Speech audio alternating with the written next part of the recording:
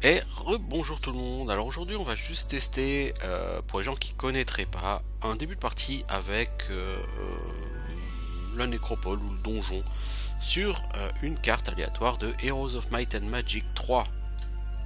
Donc Heroes of Might and Magic 3, on a joué le tutoriel l'autre jour. Et en réalité, quand on commence une partie, il y a plusieurs façons de jouer. Il y a la campagne. Donc vous sélectionnez l'une des extensions, mettons le jeu de base. Vous avez 7 campagnes disponibles, dont 3 sont jouables immédiatement et les autres seront débloquées lorsque vous aurez fini les premières. Voilà. Donc les campagnes sont des suites de scénarios qui s'articulent ensemble et qui décrivent une histoire. Ça, c'est le principe d'une campagne. Vous pouvez jouer en multijoueur. Bon. Et en mode scénario, vous avez deux possibilités de jouer, soit avec des scénarios qui sont déjà créés, vous pouvez en télécharger plein, hein. À l'époque sur le site Archangel Castle, vous pouviez en télécharger tout plein, par exemple, et sinon vous avez le générateur de cartes aléatoires. Donc personnellement, je vais lancer dans un premier temps, histoire de montrer un petit peu, voilà, le jeu avec, on va peut-être commencer par le donjon plutôt que la nécropole. Donc vous avez, quand vous lancez une carte aléatoire, vous choisissez la taille de la carte, la présence ou non de souterrains, le nombre de factions avec le nombre d'équipes, la quantité d'eau sur les cartes et la force des monstres aléatoires et la difficulté. Donc j'ai mis difficulté impossible. Vous commencez sans ressources et vos ennemis eux ont beaucoup de ressources. Et enfin en cliquant sur options supplémentaires, vous pouvez choisir éventuellement si vous le souhaitez, donc parmi les différentes factions. Et aujourd'hui on va jouer avec le donjon et la première partie, on fera peut-être, la prochaine partie pardon, on fera peut-être un début avec la nécropole. Vous choisissez votre héros, personnellement je prends Gunnar, qui est un héros très rapide, et je prends le soufre en bonus. Il faut énormément de soufre pour bâtir cette ville. Alors, il faut savoir que j'ai fait un choix difficile, c'est le choix du donjon. Un donjon coûte très cher à bâtir. En plus là j'ai même pas de force, c'est vraiment la misère, parce que le donjon nécessite très vite des quantités importantes de ressources. Donc pour recruter des minotaures il faut 10 gemmes, les manticores il faut 5 mercure, 5 soufre, les dragons il faut 20 soufre. Pour améliorer les harpies il faudra du soufre et des cristaux. Pour faire des yeux maudits il faut une ressource de chaque type.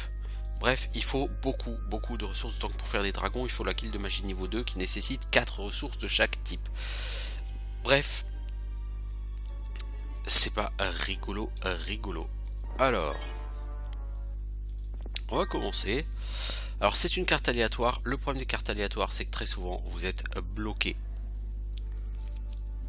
parce que vous avez des groupes de monstres très puissants, trop puissants même, qui vous barrent la route. Là on a beaucoup de halbardiers. Clairement on va galérer dessus, ça dépend du nombre de halbardiers qu'il y a. On va tenter, mais j'ai un peu peur.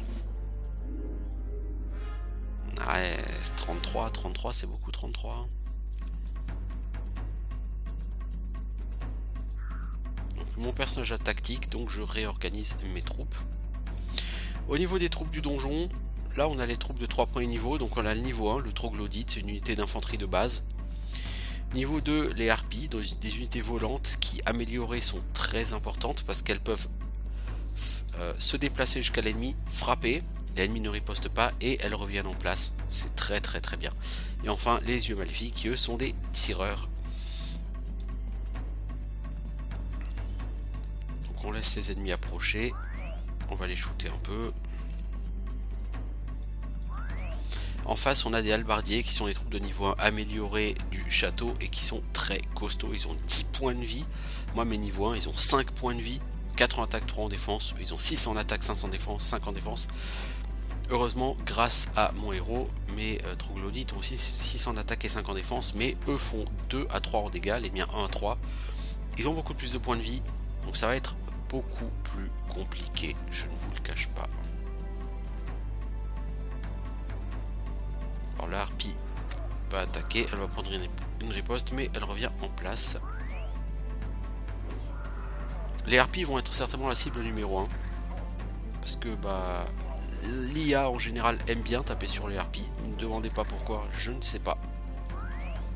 Mais c'est ainsi. Ok, bah il s'est passé tranquillement. Et quand vous ouvrez un coffre, vous choisissez entre l'or ou l'expérience. Personnellement, étant donné que j'ai pas de fort, j'ai besoin d'énormément de ressources et d'or. Par contre, j'ai fait une connerie. J'aurais dû faire tout de suite la ville pour augmenter mes revenus de 500 à 1000 pièces d'or par jour.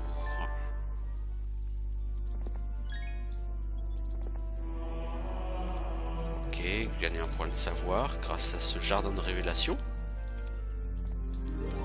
Et il faudrait quand même que je trouve les mines de pierre et de bois. Donc les mines de pierre et de bois sont généralement assez proches à vol d'oiseau de votre ville de départ. Faire un marché qui permettra d'échanger. Le marché permet d'échanger des ressources, donc vous pouvez par exemple vendre, je sais pas moi, des gemmes pour acheter du cristal, de l'or, ou du bois, ou de la pierre, enfin peu importe. Ici on a une demeure de Minotaure, mais devant on a beaucoup de hobbits. Pas que les hobbits soient tellement forts, mais le problème c'est que ce sont des tireurs. En l'état actuel, je préfère éviter de me taper beaucoup de tireurs. Tout ça, ça nécessite du bois, j'en ai pas, ou de la pierre, j'en ai pas tellement à dépenser pour l'instant. J'ai vraiment besoin de pierre de manière très rapide. Bon, je vais faire une guilde de mage, hein, mais... Ah merde. Non, maintenant c'est très con d'avoir fait une guilde de mage. Alors ici on a un jardin mystique, si on le visite on a soit de l'or, soit des gemmes. J'ai eu de l'or, j'aurais préféré les gemmes là pour la peine, mais bon c'est pas grave. On va faire la forge. Comme ça on pourra ensuite faire la cité.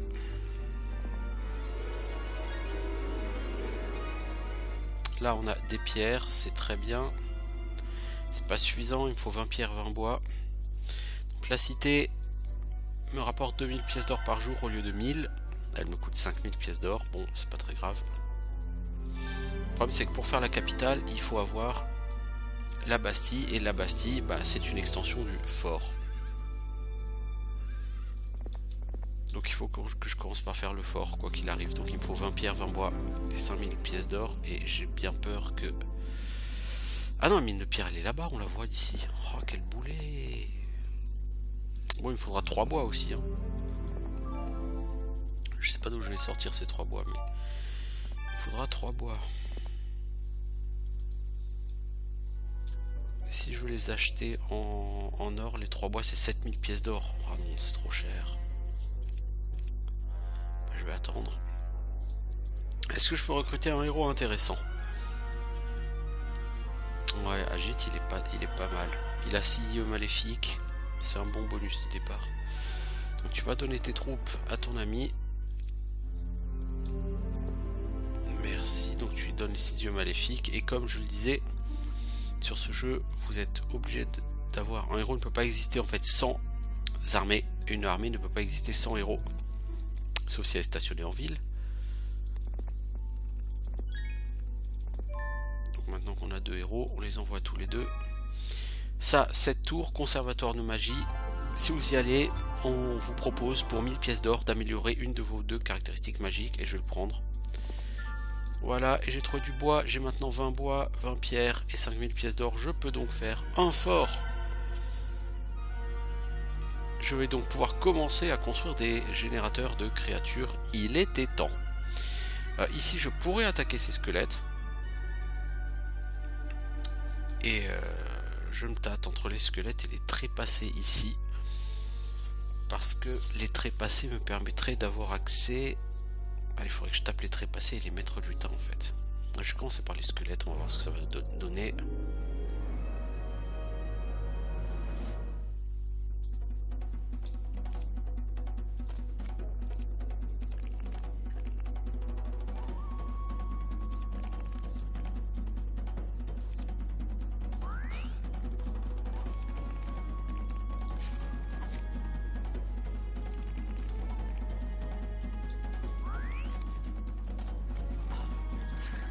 Ok, combat relativement facile.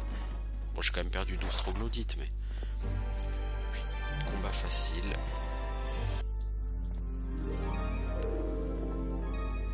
Je continue par là, beaucoup de trépassés. Ah, là, il me faudrait du bois, par contre, j'ai pas la mine de bois, c'est pas bon, c'est pas bon, c'est pas bon.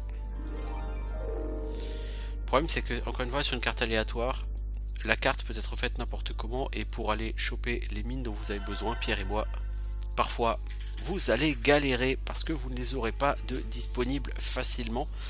Par exemple, elle peut très bien être là derrière les hommes lézards. Si c'est le cas, bah je vais galérer. Je pourrais m'engouffrer ici et tout, mais ce qu'il me faut dans un premier temps, ça va quand même des cristaux. Je vais juste voir là s'il n'y a pas du bois qui traîne. Non. Non, si je veux des cristaux, je suis obligé d'aller nettoyer ces deux packs là. Ça me plaît pas beaucoup, mais je garde le choix. On va laisser ça. Donc j'affronte des trépassés et des zombies. Ce sont des créatures qui sont lentes, mais très très résistantes. Elles font très peu de dégâts, elles sont très très lentes, mais vraiment, elles encaissent beaucoup. Et là, on est sur leur terrain de prédilection, puisque chaque combat se passe sur un type de terrain différent. Là, on est sur un terrain qui est dirt, et sur ce terrain, les troupes de la nécropole ont un bonus de vitesse de +1.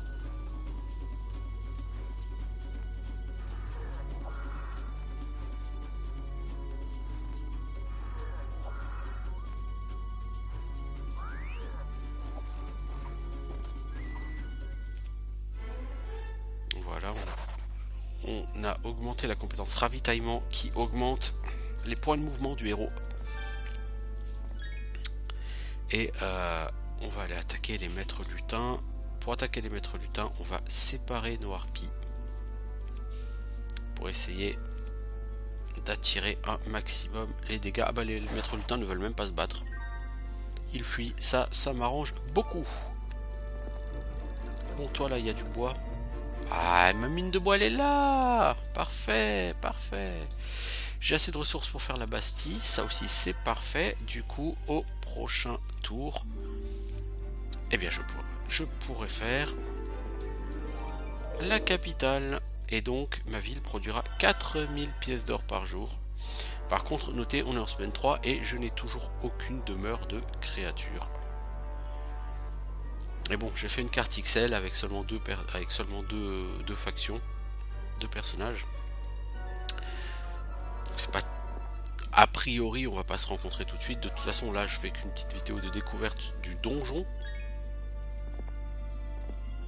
Donc, je compte pas jouer la partie entière, mais entre une demi-heure et 1 heure suffiront largement pour comprendre ce qu'est le donjon, voir ses créatures. Donc par contre je vais faire un entrepôt. Encore une fois je diffère la création de mes générateurs. Pourquoi l'entrepôt? Ça crée du soufre. Il va me falloir vraiment beaucoup du soufre. Voilà, on recrute des troglodytes. Et puis bah on va partir vers le nord, on va voir ce qu'il y a par là. Parce que pour l'instant on n'explore pas beaucoup.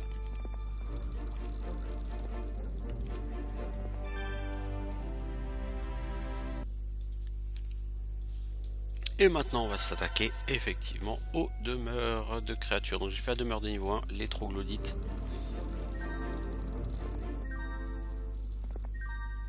Alors ça c'est un objet magique, c'est un collier qui donne un bonus à la compétence nécromancie, qui est une compétence que je ne possède pas. Et que je ne compte pas posséder puisque je ne joue pas un nécromancien ou un chevalier de la mort.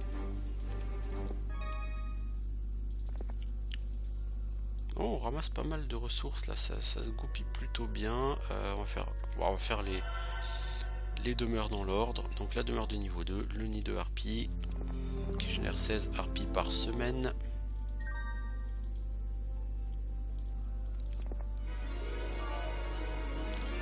On glane pas mal d'or. ça sera très utile parce que si je veux avoir des dragons, la demeure de dragon coûte 15 000 pièces d'or.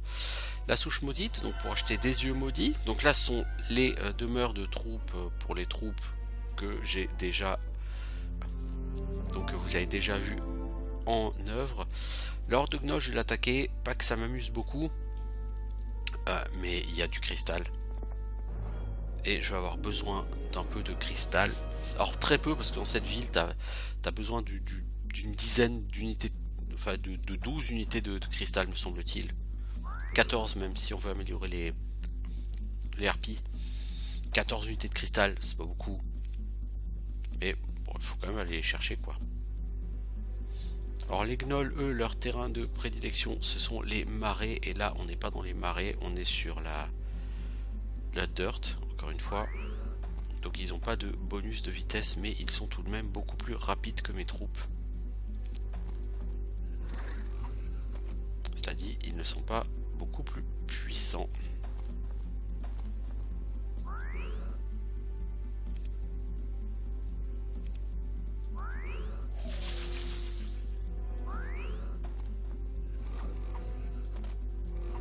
Voilà, m'ont pas fait tellement peur ces gnolls. Alors, on va partir par là. Par contre, je crois que je t'ai pas acheté le livre de sort, mon pauvre petit Gunnar. Tu vas aller en ville et on va t'acheter un livre de sort, parce que sinon tu pourras pas utiliser de magie, ce serait dommage. Alors là, on a une mine de cristaux, gardée par beaucoup de gnolls maraudeurs, donc pas un combat infaisable. Mon prochain générateur de créatures sera la chapelle des murmures, qui permet de recruter des méduses. Les méduses, vous n'en avez pas encore vu, ce sont des tireurs. Elles sont vraiment utiles quand elles sont améliorées. Tant qu'elles ne sont pas améliorées, elles peuvent tirer que 4 fois par combat, c'est pas beaucoup. C'est pas très efficace. Et on va faire le dédale pour avoir des minotaures. Les minotaures sont une unité d'infanterie très puissante. Beaucoup de gnolls maraudeurs. Toi t'as 29. Ça fait un peu chier parce que... selon le nombre, s'ils sont entre 20 et 30 ça va. S'ils sont 40 à 50 ça passera pas. Mais encore une fois c'est une mine de cristal. Et le cristal j'en ai pas vraiment besoin. Donc je vais pas prendre de risques inutiles. Toi par contre, j'ai dit que je voulais t'acheter un livre de sorts. Voilà. Et comme j'indiquais sur la vidéo du tutoriel, les troupes sont produites au jour 1. Donc là on est le jour 1. Tous les générateurs ont produit leurs troupes. Et j'indiquais donc les méduses sont utiles surtout en version améliorée. Donc ce que je vais faire c'est que je vais améliorer tout de suite mes méduses. Là, elles peuvent tirer 8 fois par combat au lieu de 4. Les harpies, c'est bien de les améliorer aussi, mais j'en ai pas encore tant que ça. Du coup, on va aller chasser ces maîtres lutins pour avoir de l'or et surtout une demeure de harpies où on va pouvoir recruter des harpies. Donc les demeures externes, vous pouvez recruter des créatures dans les demeures et quand vous en possédez, ça augmente de 1 la génération hebdomadaire de cette créature dans vos villes, qui peuvent en produire. Beaucoup de cerbères pour avoir un objet qui produit de l'or, ça peut être intéressant. Les cerbères sont des ennemis qui sont particulièrement casse-couilles parce qu'ils attaquent dans plusieurs directions à la fois et qui sont très rapides.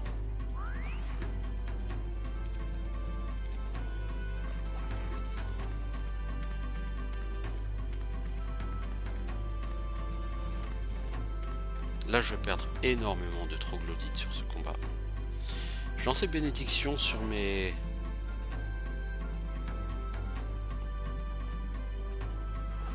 minotaures. Les minotaures tapent vraiment très fort. Je vais certainement lui laisser un minotaure là. Non, ça va. Ça par contre c'est très con.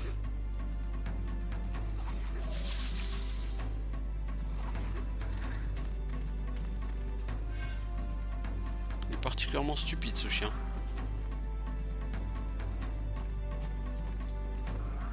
Voilà. Bon, j'ai perdu pas mal de troupes, mais ça me fait pas mal d'XP et surtout un objet magique qui produit de l'or. Là, on a des moulins. Les moulins produisent des ressources chaque semaine. Donc, utile d'aller les voir. Les familiers vont fuir. Ils gardent un parchemin.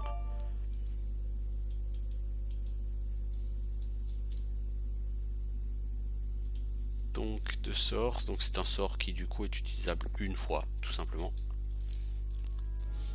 Là je vais faire les harpies améliorées, j'ai dit. Voilà, donc là ces harpies là, elles n'auront plus de riposte de la part des ennemis. Et je continue de ramasser des ressources et de l'or avec Ajit.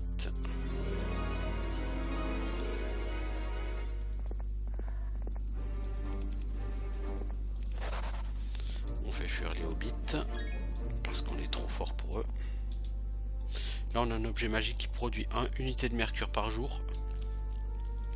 Quand vous jouez Nécropole ou Hades, c'est très intéressant. Quand vous jouez cette ville là par contre, donjon, ça ne sert pas à grand chose. Et ensuite on va continuer à faire nos demeures de créatures. Donc le repère des manticores. Là on a une demeure de minotaure. Alors cette demeure est gardée. Les demeures de niveau 1 à 4 sont en accès libre entre guillemets et les demeures de niveau 5 à 7 sont gardées. Et les minotaures sont des monstres de niveau 5.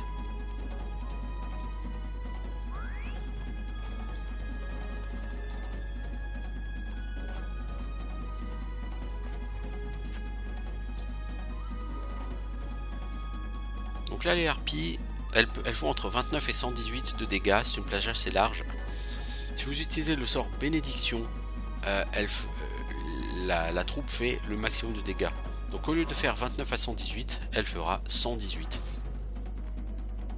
Du coup c'était une moyenne de 74 à peu près dégâts, et là elle a fait 118. Donc vous comptez que ça fait plus de 40 points de dégâts supplémentaires par rapport à ce qu'elle aurait fait en moyenne.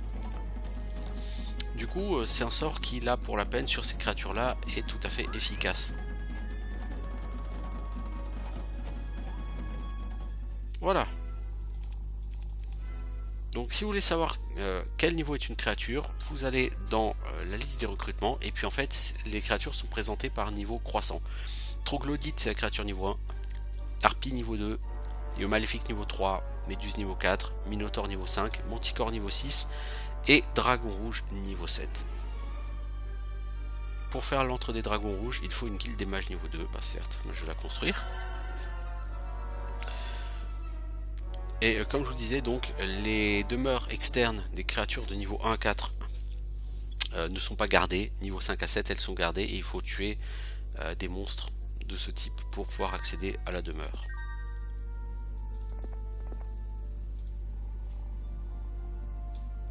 Alors, on va continuer sur le chemin. Bon là, il y a des gobelins, on va les faire fuir. On va juste ramasser quelques ressources. Une demeure de harpie, c'est gratuit. Bah on prend. Ici, une obélisque de connaissances, ça vous rapporte 1000 points d'expérience. Ça peut vous permettre, et en l'occurrence ça me permettra de gagner un niveau. D'autant que les monstres fuient, donc si les monstres fuient, il n'y a pas de combat, il n'y a pas d'XP. Je prends la compétence adresse qui augmente de 10% les dégâts infligés au corps à corps par mes armées. C'est tout à fait bon. Et je vais m'attaquer ici à une crypte. Les cryptes sont des endroits où vous affrontez des monstres pour obtenir des trésors. Des endroits de ce type, il y en a beaucoup. Donc ça peut être les trésors rinains, ça peut être les Nagabank, ça peut être les dragons Utopia, ça peut être. Enfin, il y a beaucoup d'endroits où les stockpiles, les stockpiles de cyclopes, quoi. Je sais même plus comment le traduire en français, mais réserve cyclope, je crois que c'est en français. Il y en a avec les méduses, et juste à côté avec les méduses, non? Non, je croyais. Ah oui, là, un antre de méduses. Pareil, hein, c'est vous affrontez des méduses pour récolter de l'or, tout simplement. C'est pas révolutionnaire, mais ça marche. Et ma foi, c'est tout ce que je demande. Qu'est-ce qu'on va construire ici? Bah, l'antre des dragons. Voilà, on va pouvoir recruter notre premier dragon rouge. Voilà. Créature avec 19 en attaque, 19 en défense, 180 points de vie, dégâts 40 à 50. Comparé à un troglodyte, c'est sûr, c'est pas la même chose. Et on a ici une deuxième ville, qui est un donjon qui est gardé par des méduses, des yeux maléfiques et des troglodytes. Et ben on va le prendre parce que un deuxième donjon, c'est toujours la possibilité de produire beaucoup plus de troupes et beaucoup plus d'or.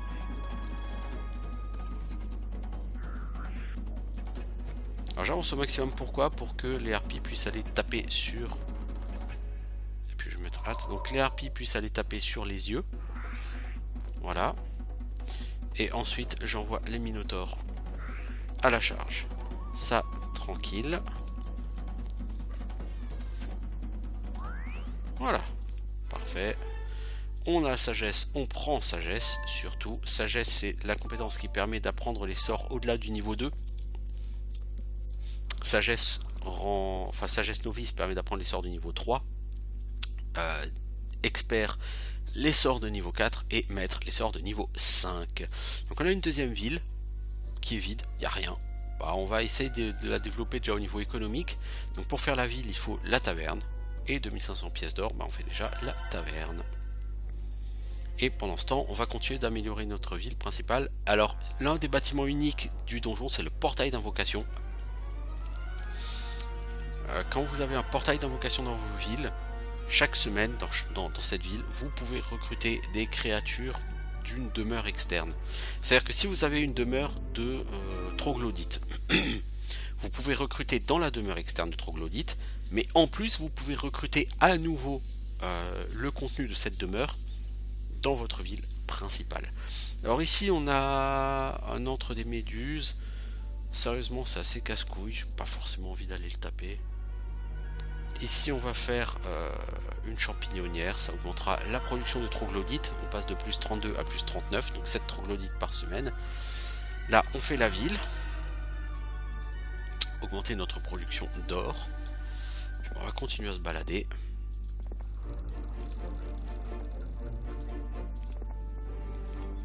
Toi tu vas attendre là puisque on est bientôt le jour 1 et le jour 1 on recrute.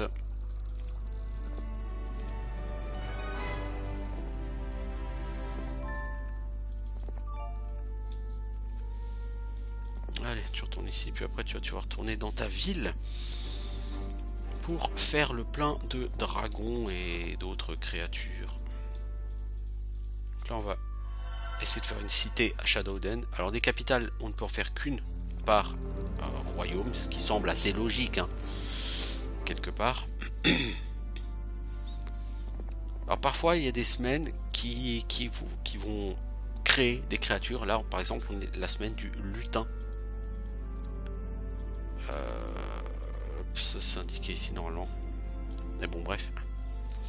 La semaine du lutin donc c'est une semaine où la production de lutins a été doublée et ça a créé des groupes de lutins un peu partout sur la carte.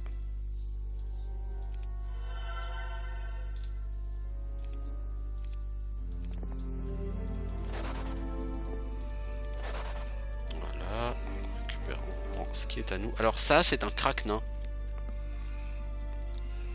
Il y a beaucoup de nains à affronter, mais ça permet d'y gagner pas mal d'argent. Donc là, il y a les moulins. Comme dit, chaque semaine, il faut aller faire le tour des moulins. Voilà, on recrute là comme ça. Ici, on fait une guilde de mage.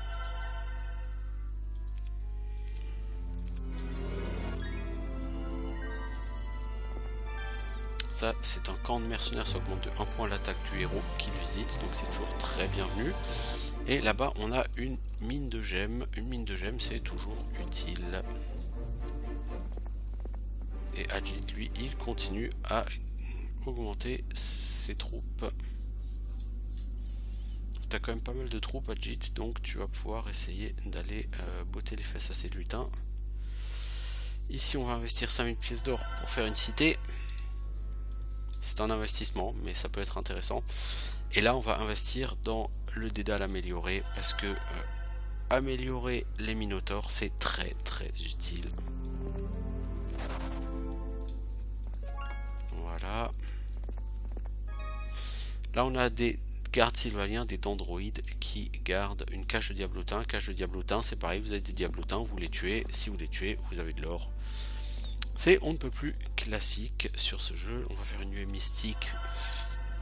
Ça a pour effet de doubler la mana maximum des héros qui viennent en visite en ville. Donc c'est très très utile.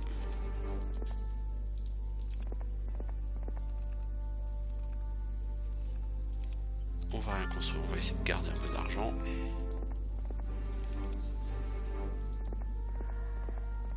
Voilà, Gunnar, toi, tu vas pouvoir améliorer alors ça. Tu améliores cela. Les dragons, on les met toujours au centre de la troupe, toujours. Parce que les dragons soufflent et ils touchent donc la case où se trouve leur cible, mais également la case qui est derrière. Et si vous mettez pas les dragons au centre, eh bah, ils vont tout simplement souffler sur leur propre troupe. Donc là, on commence à avoir une armée tout à fait conséquente pour Gunnar, qui en plus va recevoir des renforts de la part d'Ajit. Donc en l'occurrence, il va garder le 8 et il va prendre les 85. Et je vais donner cet item là, donc qui génère de l'or à Ajit. Pourquoi ? Parce que c'est un item qui n'améliore pas les capacités de combat et mon héros doit être focalisé sur les capacités de combat. Ok, donc nouvelle semaine. Eh ben classique, qu'est-ce qu'on fait? On recrute. Alors je vois que ici le portail nous apporte des minotaures et les minotaures c'est l'une de nos troupes les plus fortes. Donc on les prend et on va prendre des méduses et on va prendre des yeux maléfiques. On va prendre des harpies et si on a un peu d'argent on prend 2 minotaures, 3 même minotaures. Ok, c'est pas mal. Avec ça on peut aller affronter beaucoup de choses. On va aller ici, on va récupérer l'artefact, la hache. On va prendre un peu d'XP pour faire progresser le héros. On va visiter donc un antre des méduses pour montrer ce que c'est, hein, tout simplement. Bah voilà, 5 groupes de méduses. Mes troupes sont au milieu.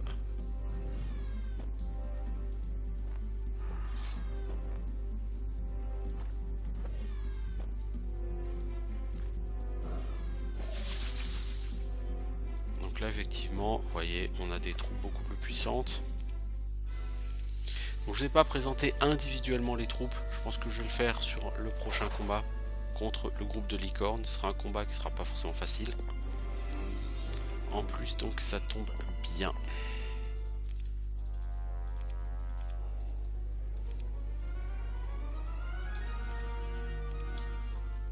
Et toi Ajit, tu vas aller chercher un peu d'or. Dans cette ville il faudrait qu'on fasse un fort. On n'a pas les moyens pour l'instant. Donc, groupe de licornes, on veut les attaquer, ça sera un combat qui sera pas simple. Et donc, on va s'occuper de tout ça. Donc, on a 2 unités de tireurs. Les méduses et les yeux. Voilà. On a une unité qui sert de bouclier humain, j'ai envie de dire, les troglodytes. On a une unité qui tape quand même plutôt mal les manticores et qui encaissent pas beaucoup pour leur niveau, mais bon, 80 points de vie quand même, hein, voilà, c'est beaucoup, mais pour une unité de rang 6 c'est pas encore énorme. On a notre troupe de choc, les rois minotaures. On a les harpies qui elles servent à c'est quasiment des tireurs, sauf qu'elles ont une portée limitée. Et les dragons qui eux ont énormément de points de vie, beaucoup d'attaques de défense, qui font de très gros dégâts et qui ont un souffle qui fait des dégâts sur 2 cases. Donc on va laisser les licornes avancer. Donc on a des licornes normales et des licornes améliorées. Donc les manticores pourraient aller attaquer les licornes, ça serait une très mauvaise idée. Par contre, que nos tireurs s'en prennent aux licornes, ça c'est une bonne chose. Les rois minotaures, on les approche. Et les harpies, on va les approcher aussi parce que sinon elles serviront à rien. Donc là par contre ce que je vais faire, je vais vous montrer les dragons, à quoi ça sert. Voilà, ça souffle et ça touche 2 troupes d'un coup, très très fort. Et ça fait des dégâts absolument impressionnants. Donc voilà.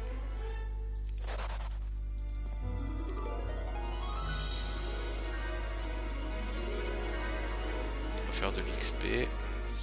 Ce qui me manque là, c'est magie de la terre, essentiellement.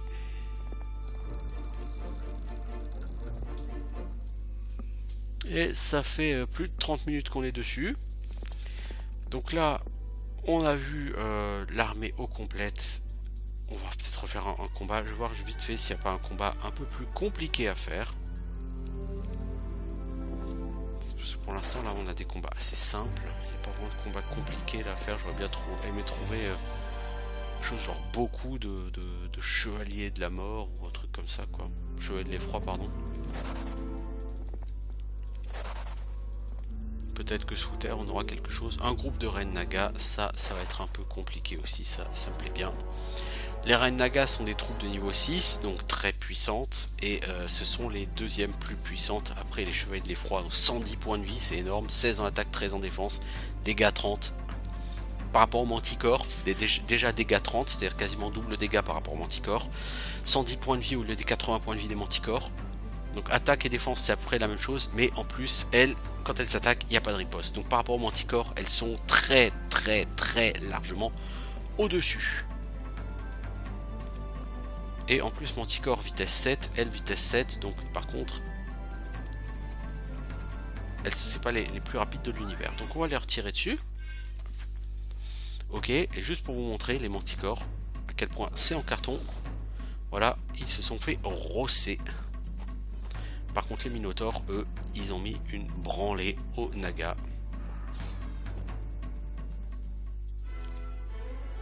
Alors ce combat, normalement, je ne le jouerai pas comme ça, hein, mais... Voilà, donc... Une horde de génies, ça encore, c'est un combat qui sera pas forcément simple. Bon, j'ai joué un peu mal, hein, ces combats, mais c'est juste pour voir ce qu'on peut en tirer. Alors les génies sont extrêmement rapides, ils ont 11 en vitesse. De mon côté, il n'y a que les dragons qui peuvent prétendre à la même vitesse. Et encore mes dragons, j'ai un petit peu plus grâce d'abord au fait qu'on est dans les souterrains et que les souterrains c'est la terre de prédilection du donjon. Du coup, toutes mes troupes gagnent 1 en vitesse et j'ai un anneau qui augmente encore de 1 la vitesse de mes troupes. Si j'envoie mes dragons, je vais faire 450 points de dégâts, je vais tuer 11 génies, c'est bien, mais il en restera 51 qui vont faire environ peut-être 10 dégâts, 500 points de dégâts. Je vais perdre 2 à 3 dragons sur la riposte. Je vais éviter, j'ai pas envie de perdre 2 à 3 dragons. Bah de toute façon, voilà, il a décidé que j'allais les perdre. Donc bah... Voilà ce qui se passe hein, sur des combats un peu plus compliqués. Donc là on va envoyer les troglodytes servir de bouclier humain et ensuite on va leur mettre plein la tête. Encore une fois, normalement ce combat je n'aurais pas du tout joué comme ça.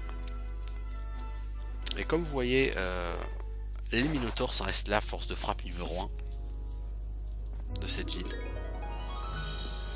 Et là un combat très difficile, on va affronter un dragon Utopia, donc beaucoup de dragons.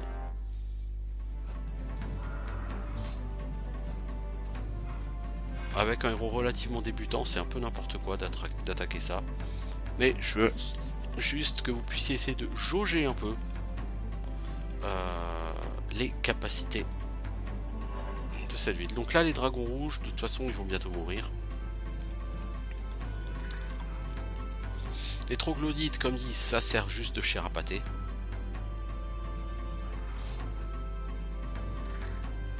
Donc c'est fait pour mourir assez vite. Les minotaures, eux, c'est ma force de frappe numéro 1. Je pourrais les envoyer sur le dragon noir, mais ça serait un peu compliqué. Donc les manticores, eux, ils peuvent taper quand même. Malheureusement, il font des dégâts quand même trop médiocres pour être efficaces. Donc, je les envoie eux au casse-pipe. Il y a une raison à ça, c'est que derrière je peux envoyer mes minotaures, et les minotaures donc ils ont flingué 2 dragons noirs, ce qui est tout à fait intéressant. Les dragons noirs sont des monstres parmi les plus forts du jeu. Donc toi tu vas taper sur le dragon rouge, voilà. Donc comme vous voyez, effectivement, dans cette ville, vous avez les minotaures qui sont les troupes les plus puissantes. Les dragons, hein, bien sûr, sont très forts. Là, je les avais un peu envoyés au casse-pipe lors du combat précédent. De toute façon, ce combat-là, c'est un combat que j'aurais jamais dû tester en temps normal.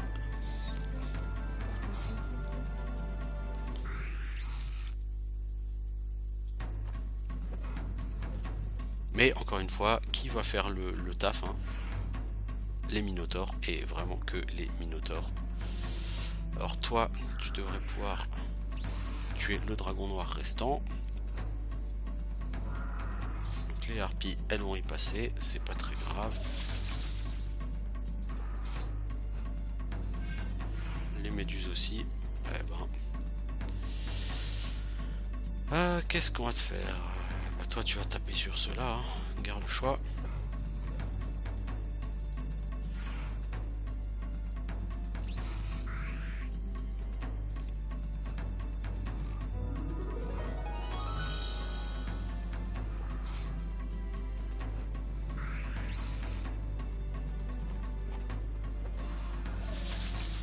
Bon, bah, ce sont les minotaures qui vont faire tout le boulot. Encore une fois, voilà, le donjon repose lourdement sur les minotaures.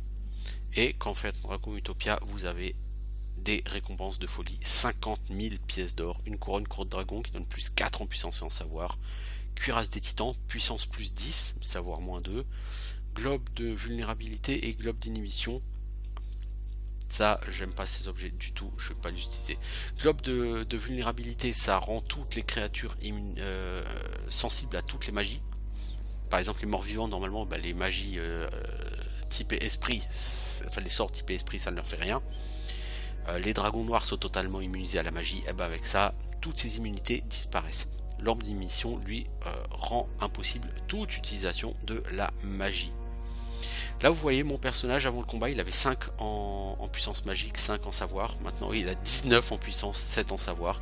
C'est devenu un mage extrêmement puissant qui peut faire par exemple avec son sort foudre des dégâts très importants. Il peut faire 485 points de dégâts avec foudre. C'est énormissime. Donc voilà, donc un petit aperçu sur le donjon. Le donjon, une ville chère, mais une ville très efficace. Ce combat-là, avec une troupe pareille et un héros aussi peu développé, j'aurais galéré. Beaucoup avec les autres villes. Avec le donjon, ça va, c'est bien passé. Même si j'ai perdu pas mal de troupes. Hein. Mais ça va, c'est plutôt bien goupillé. Donc une troupe assez forte, basée sur quelques troupes extrêmement puissantes, et en particulier ces rois minotaures qui sont vraiment capables de faire des merveilles. Bref, une ville très sympa, très équilibrée, 2 unités de tireurs, 3 unités de volants, une unité de semi-tireurs d'ailleurs, hein, parmi les volants qui sont les harpies, de l'infanterie dont une unité extrêmement puissante. On est vraiment sur quelque chose de très équilibré, de très puissant, de très efficace, appuyé par une magie assez lourde, même si là on n'a pas eu le temps de la voir. Donc vraiment très bonne ville, mais encore une fois très très chère.